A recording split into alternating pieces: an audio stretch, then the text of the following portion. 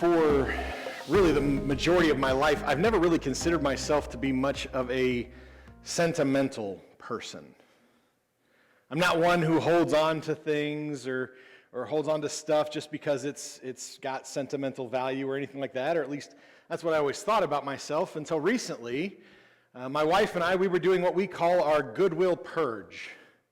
Maybe you do something similar where you kind of go through your clothes and really a lot of your other stuff to kind of see what you can get rid of and maybe go donate it to Goodwill or to a secondhand store or just get it out of your house in some way, shape, or form. 4 years ago when we first moved to Kokomo and stuff, we moved to a smaller house than the one that we had, and we've just been kind of holding on to stuff that entire time. So lately it's just become kind of we've been here 4 years, we haven't used this stuff, let's get it out of here. And so we were doing a big goodwill purge is what we call it. But in the course of doing so, I found out that, yeah, I can be kind of sentimental for a couple of things because there were some stuff that came up in the midst of this purge that I just refused to get rid of. I haven't necessarily used these things in a while. I haven't touched them, but they have some significant value and some sentimental value to me. And I probably have more of an attachment on some of these things than I actually should. So I decided to do what I thought was the most normal, healthy thing to do, and I brought some of them here to share with you. Hence the table. So the first thing here is a comic book. I know, right? Brandon has a comic book. What a weird thing to think about. I know. But this is actually a copy of Superman Action Comics number 719. Now, this book has some very sentimental value to me. It's not because this book is worth anything. It's not. I mean, I could probably sit here and give you a list of 10 comic books that I have in my collection that are easily worth 10 times or more what this one is worth on the open market. But this one has sentimental value to me because it's the first one. This is a copy of the first comic book that I ever bought. I was 9 years old, and we were at a Walgreens, I think. It's either Walgreens or CVS, doesn't really matter. It's the same store, just different branding. And this was at the height of the 1990s like comic book hysteria when everybody believed that if they just bought a bunch of comic books, one day they'd be able to retire off of them. And so you could buy comic books everywhere. It was shortly replaced by Beanie Babies. But I remember being at a Walgreens 9 years old, and I see this rack of comic books, and I see on the cover right there, Batman in a Superman comic. And my 9-year-old brain was blown because I had no idea that superheroes could go from one comic to another. I didn't know anything. The concept of the Justice League had never been introduced to me. The Avengers was not a thing. I mean, we live in a day and age now where every superhero movie, it may say one superhero's name on it, but it's going to have 3 or 4 other superheroes in it, right? So that's kind of passé, but I remember just being blown away by this, and I got this home, and I read over this comic book 40 different times to the point this isn't actually the comic book I bought that day. That copy got destroyed because 9-year-old Brandon just couldn't stop reading about Batman and Superman teaming up together to go figure out why the Joker had poisoned Lois Lane. That's literally the story. You're welcome.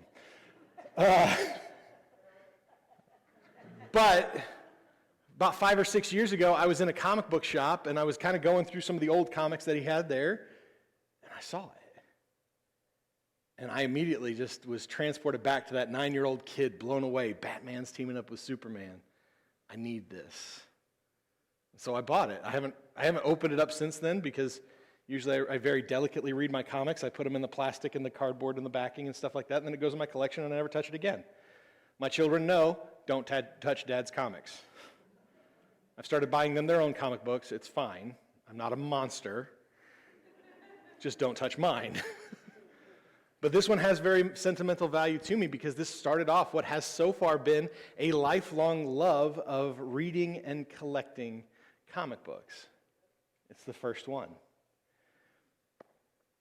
This next thing, though, is a little different. Dang it.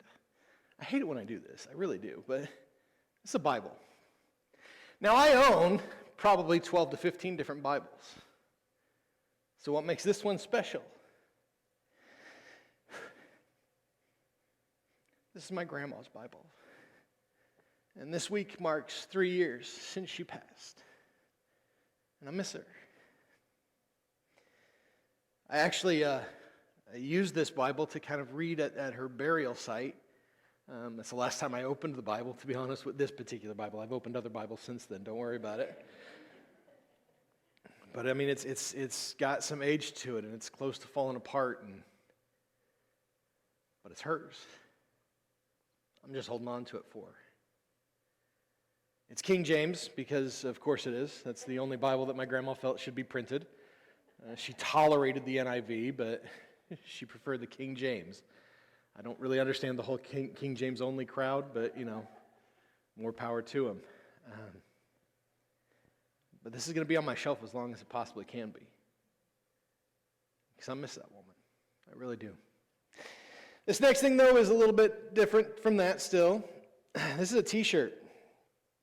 Now, the story behind this t-shirt is a lot of fun. See, when Mandy and I found out that girls were a thing, we were going around and we were sharing with all of our friends, hey, we're pregnant, we're expecting, and it's twins. And I had a buddy of mine, Brian Hale, who actually just texted me the other day. I wasn't expecting that, but it was fun. And he gave me a nickname in the midst of all that. And something about when he said that nickname for the first time just clicked something in my brain. And I knew two things. Number one, I needed that nickname on a t-shirt. And number two, I needed to wear that t-shirt on the day my daughters were born so they would know immediately what a dork their father really is. If you can't see it, that says Big Daddy Bogue. I have worn this t-shirt twice.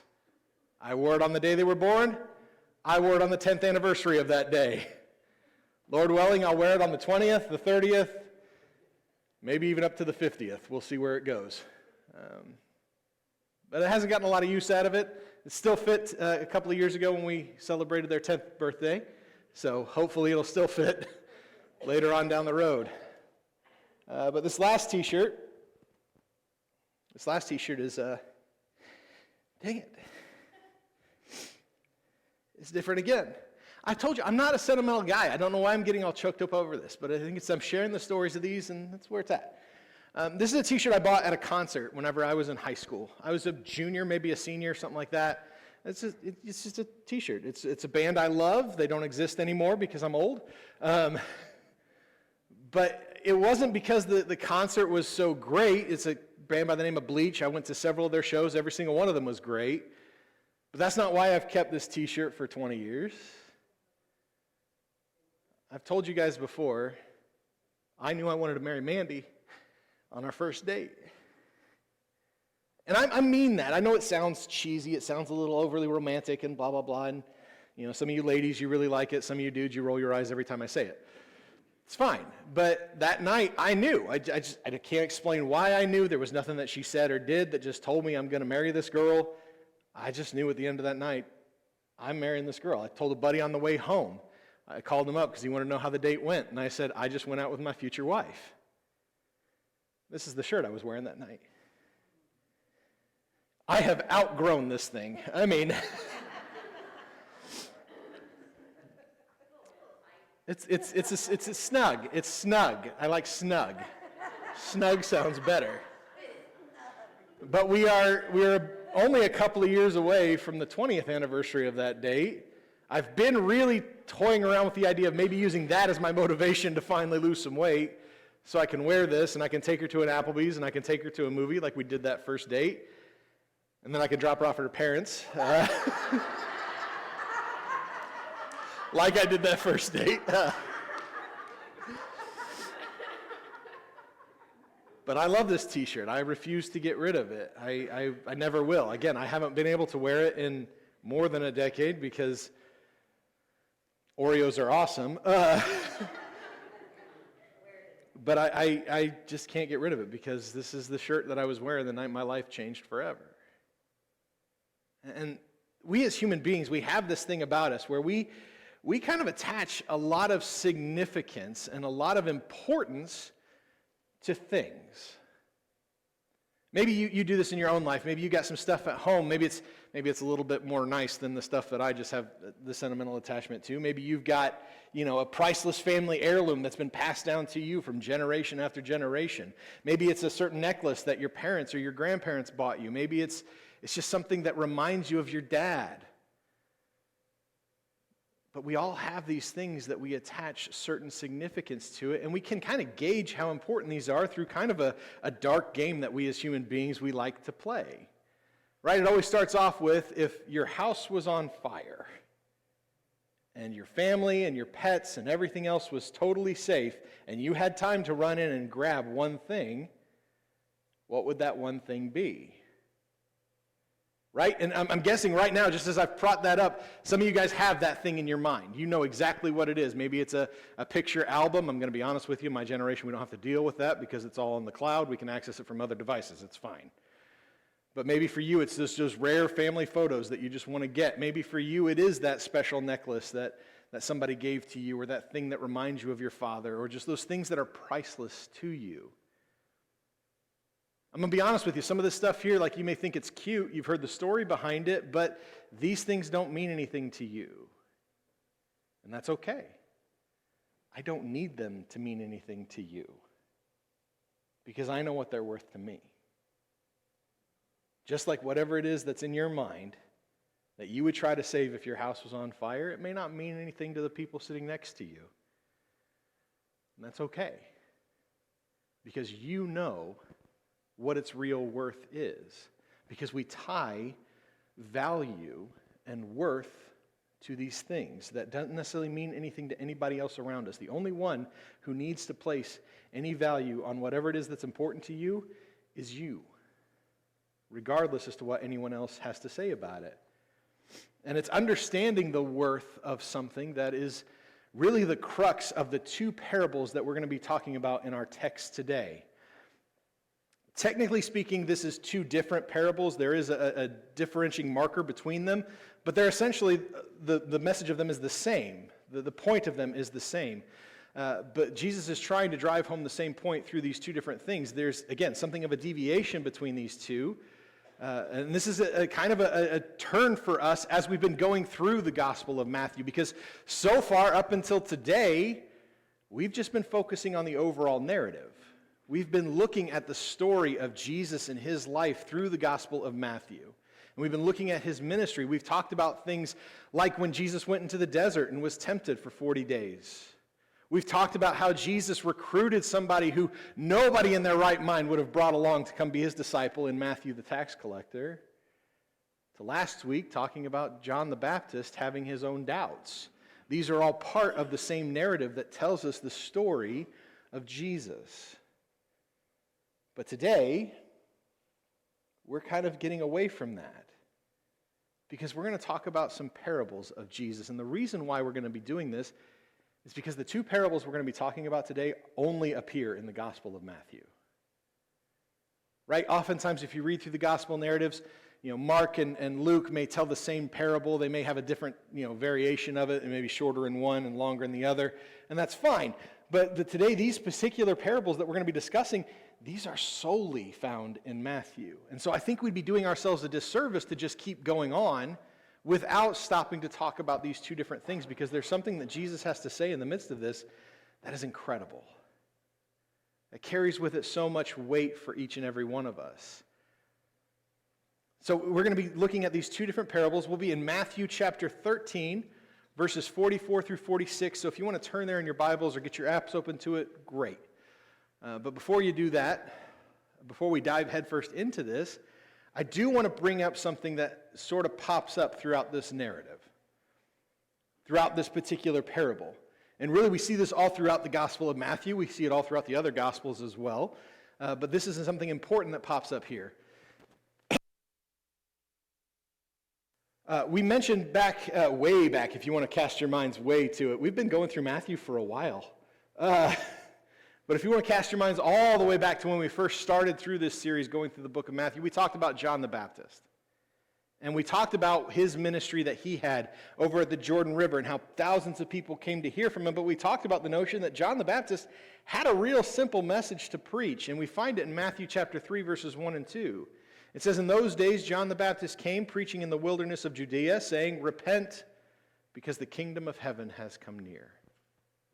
That was the crux of everything that John the Baptist ever preached. Every sermon that John the Baptist ever gave, it came back to repent because the kingdom of heaven has come near. And a little bit later, a couple of weeks, in fact, after that, we talked about the beginning of Jesus' ministry after his temptation in the wilderness.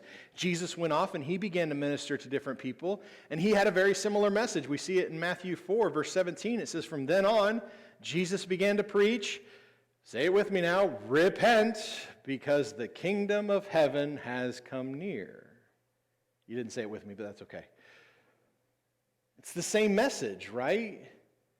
And all throughout Jesus' ministry, he would continue to talk about this kingdom of heaven, and he would just talk about this over and over and over again to say, hey, the kingdom of heaven has come near. Hey, my kingdom is not of this world, and all these other things that we see about the kingdom of heaven. But here's the thing about that.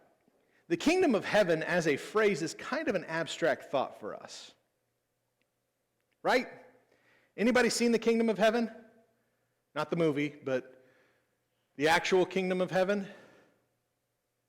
Right. So we don't have a frame of reference of what the kingdom of heaven is like. And so what Jesus did in order to teach us about the kingdom of heaven is he would use parables. Stories that would tell us about something. And he would tell us about these things that the people of that time and people even to this day can know and understand. That we have a frame of reference for. And he would use that to teach us about these deep spiritual things that we don't have a frame of reference for. Oftentimes, and I want you to, like, when you go forward, I think you're going to see this. But whenever you come across the parable, most of the time, not every single time, Jesus will always start it off with, "The kingdom of heaven is like." And then he goes on to share what the kingdom of heaven is like. And he does that even in our parables today. But again, these are two different parables with ultimately the same meaning behind them. There is a difference between them. See if you can spot it as we go. But when we get to our text today, Jesus has been teaching in parables to the various crowds, but now he is off alone with his disciples. It's just the 13 dudes hanging out together, Jesus and the 12. And they're having this conversation. The disciples are getting kind of a private lesson. Can you imagine a private lesson with Jesus? How cool would that be? Like, Jesus is used to speaking in front of these thousands and thousands of people, but now it's just you and your buddies, and you get to hear directly from Jesus by yourself. I would love that. Right here in a couple of weeks, my family and I, we're going to Indiana Comic-Con. Nerd. But we've actually paid a little bit extra to get a private photo session with Tom Welling and John Schneider. If you don't know who those two people are, they're from the TV show Smallville. It's about a young Superman because we're old. And the kids have been watching through it with us, and they love it, and they're excited. They can't wait. They're going to meet Clark Kent. And they're going to meet John Schneider. Ladies, you might know him from Dukes of Hazzard. He was Bo Duke. Everybody's high school crush, right? If you want, I'll say hi to him for you. But anyway, we're excited about this sort of thing because we're going to have a private photo session with just the two of them. There's going to be thousands of people at this thing. So many of them are going to kind of want to come meet Tom Welling and John Schneider, but we're going to have them to ourselves for, like 10 seconds. And I'm excited about that. My kids are really excited about that. Mandy, a little less so. But we're excited to have this private moment. But for these disciples, they're used to seeing Jesus preach in front of thousands and thousands of people, and now Jesus is talking with them privately. This has got to be kind of exciting for them. And while Jesus is with them, he tells them about these two different parables. And for our purposes today, we're going to split them up a little bit because, again, while the crux is the same, there is some significant difference between them. And I want you to see if you can spot it too. The first one's found in verse 44. There we read, "The kingdom of heaven is like." I love it when they start off that way, right? "The kingdom of heaven is like treasure buried in a field that a man found and reburied. Then in his joy he goes and sells everything he has and buys that field." Now for a moment, do me a favor. Try to put yourself in the shoes of that man. You are just hanging out in this field. It's possibly a field that that you're renting out in order for your family to be able to grow crops. That was a pretty common thing in that time period. Maybe you're just a laborer for the owner of the field, or maybe you're just walking through a field, which is a totally normal thing that we do to this day, right? But as you're in the midst of this field, you come across buried treasure. I'm not going to lie to you. As a kid, I had the same exact fantasy. I believed wholeheartedly that in the field behind our house on 750 East, there was buried treasure out there. I may or may not have gotten in trouble a few times for digging holes in the field behind our house. My dad didn't think it was nearly as cute as Mom did. But this guy is living out that fantasy. He's in the midst of this field, and somehow he comes across this buried treasure. How many times have people passed by this field without knowing this is there? How many times have other people worked this field and missed this? How is it that I'm the one who gets to find it? These thoughts have got to be racing through his head, but the one prevalent thought, the one thing that keeps going through his mind is, I have to have this.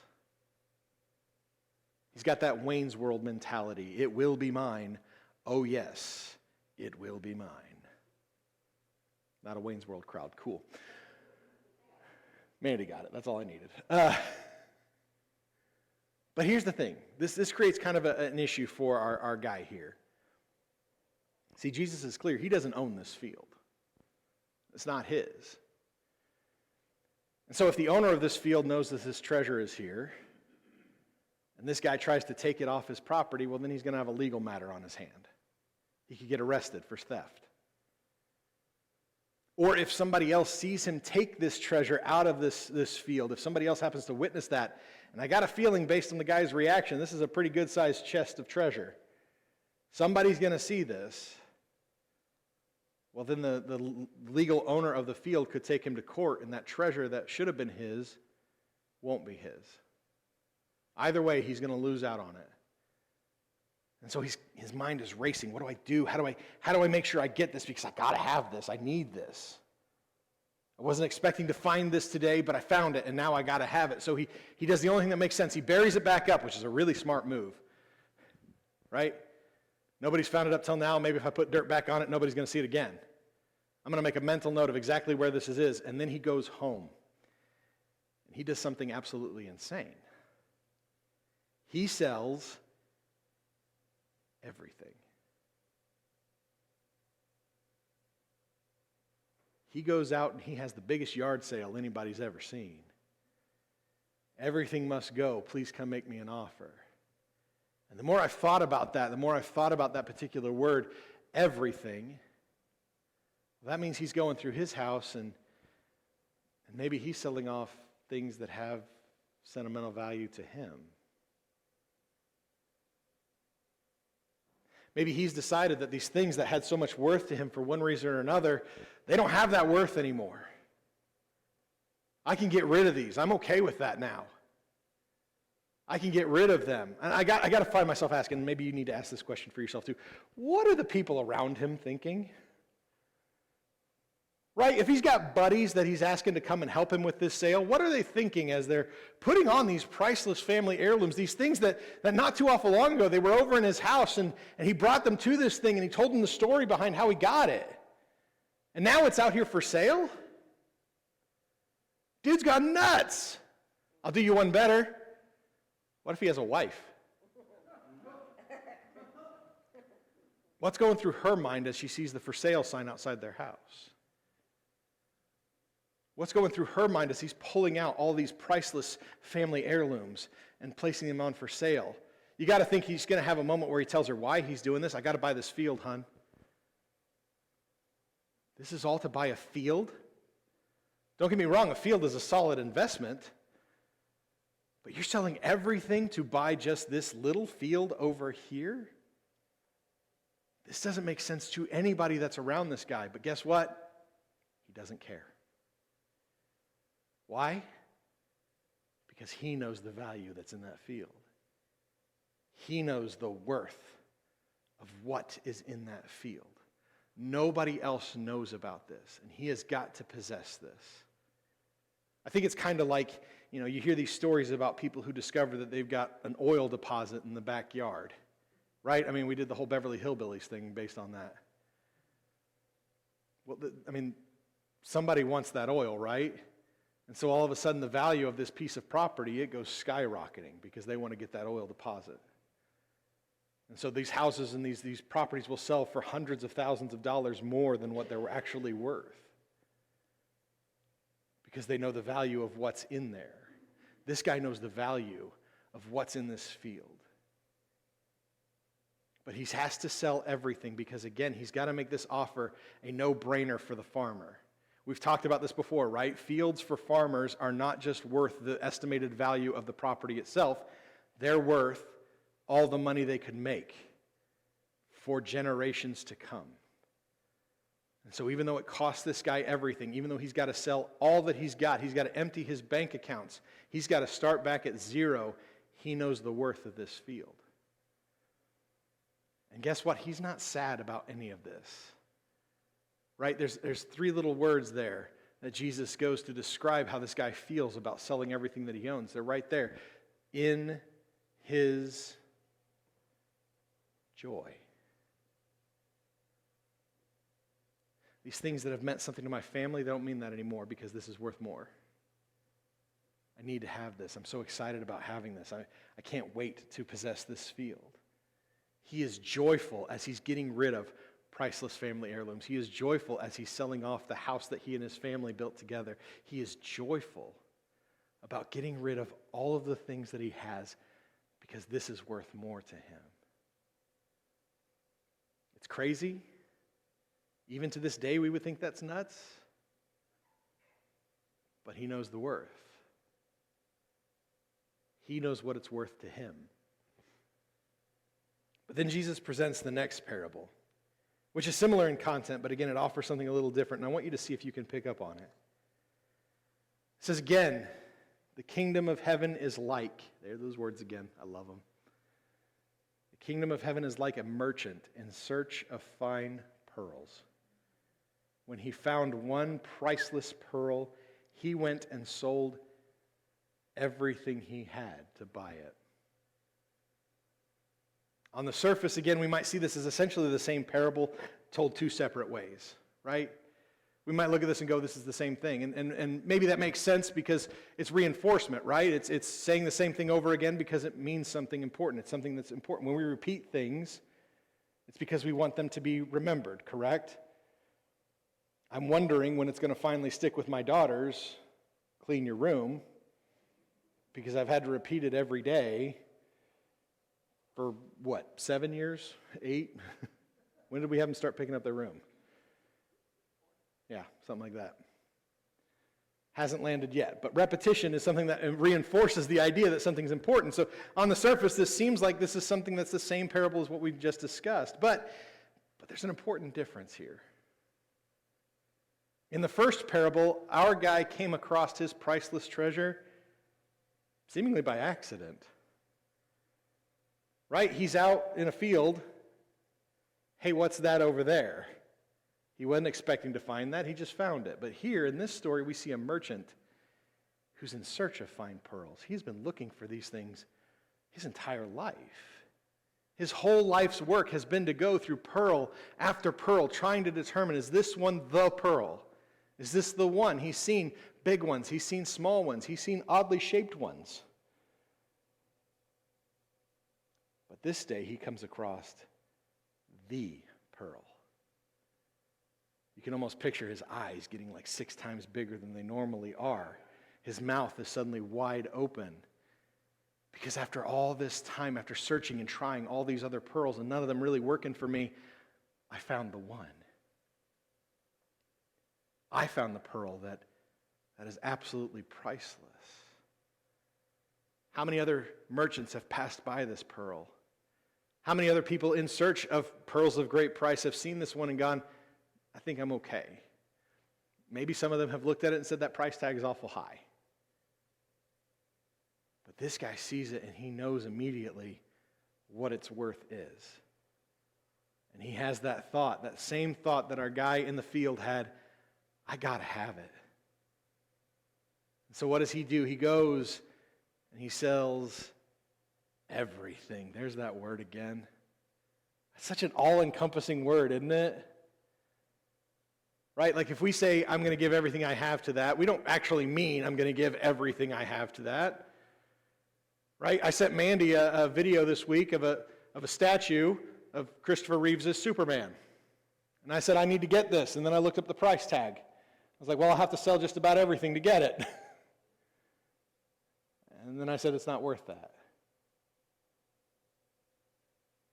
But that word everything is such an all-encompassing word. It means exactly what it says. And here's this guy who's bought and sold pearls his entire life. But he has to have this one. And so he goes and he sells his priceless family heirlooms. He goes and sells everything out of his house. He goes and puts it for sale at his house. And again, we have to ask that question. These people who know this guy, who know that this is how he makes his living, who's buying all those pearls, why is he getting all hung up on this one? He's been going through pearls his entire life. What is so special about this one? But it doesn't matter to him because he knows what it's worth. And he knows that it is truly worth everything that he has. For both of our guys in these stories, they have come across something that they simply must have, that they simply must find their joy in, that they have to sacrifice everything in order to have it. It's worth that to them. They don't labor over the idea of getting rid of everything because this is what it's worth to them. But I want to remind you, because oftentimes we don't think about this, and anytime you read a parable, anytime you come across the parable, this is kind of a slight deviation from what we're talking about here. This is just good advice, I think. But whenever you come across the parable of Jesus, you need to do yourself a favor. You need to ask, who is Jesus telling this story to? Because oftentimes that illustrates the rest of the parable for us. And who is Jesus telling these parables to? He's telling it to his disciples. To the 12 men who have given up everything to come and follow after him. Some of them have given up very lucrative careers. If we think back to the calling of Peter and Andrew, they were fishing with their dad, and they caught a catch of fish that they had never expected to catch before. It was so big, the nets were starting to burst. They could sell this, and they could probably go ahead and take a nice long vacation together. And Jesus says, well, follow me, and they drop it.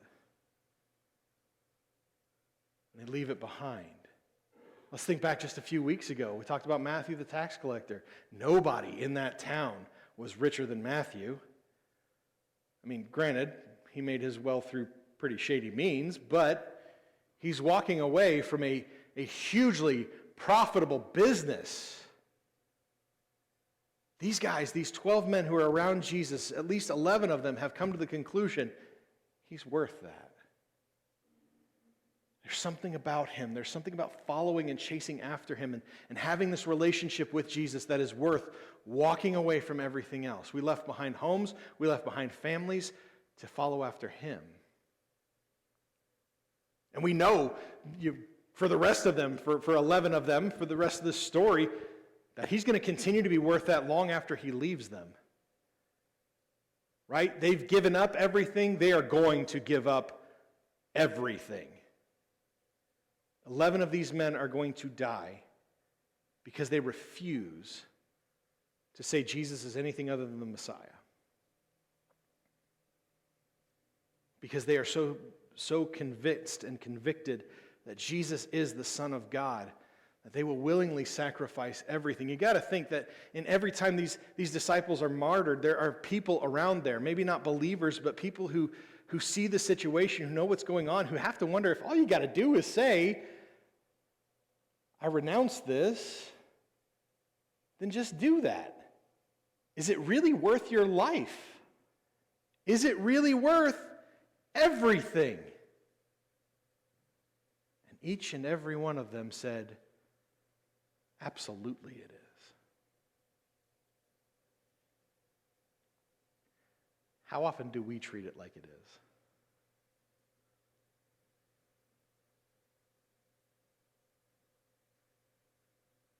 How often do we treat our faith like it is the most important thing in the world to us, that everything else pales in comparison, that we could get rid of all of it because we have Jesus?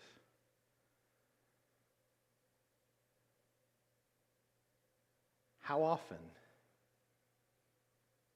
do we treat our relationship with God as if nothing else in our life could ever even hope to compare? Even at my absolute highest of spiritual highs, even in those moments where, I get those Holy Ghost goosebumps, you know what I'm talking about? Just that sensation of knowing that God is all around me when I'm at that spiritual mountaintop. Even in those moments, the best I could muster honestly is maybe.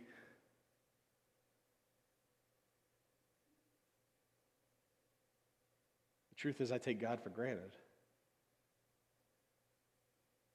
I take this relationship that is worth for these 11 men to sacrifice everything, that has been worth thousands and thousands since, to sacrifice everything, and I take it for granted.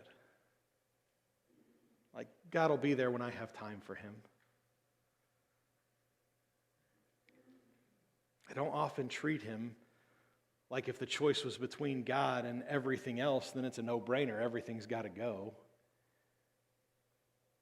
I don't know that if somebody told me in order to have a relationship with God, you got to sell everything, that I'm going to be willing to part with some of these things.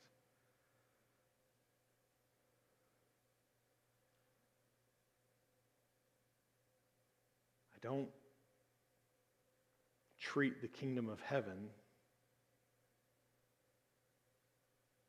at the worth that it's supposed to have. Right? Jesus is telling these disciples, this is what it's worth. The best I can do is say, I don't know.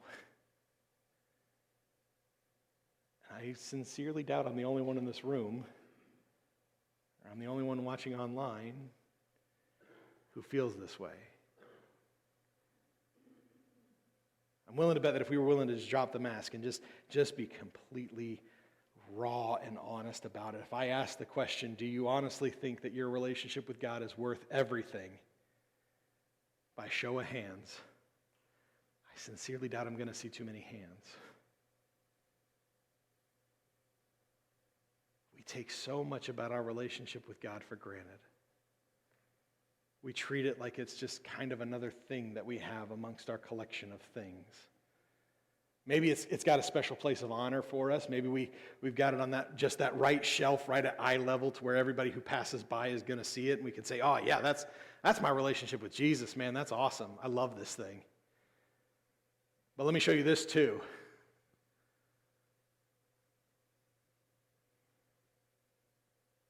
If this is what Jesus says the kingdom of heaven is like, if this is what he says his kingdom is worth, then do we really know the value of what we have? Do we treat it like it's worth that to us? Maybe a better question to ask is this: is it worth that to you? Jesus would tell his disciples another really hard lesson, a little hard thing for us to digest in Luke chapter 14, verse 26, and we're going to close with it today. He says, if anyone comes to me, there's a lot of weight here. If anyone comes to me and does not hate his own father and mother, his wife and children, brothers and sisters, yes, and even his own life, then he cannot be my disciple.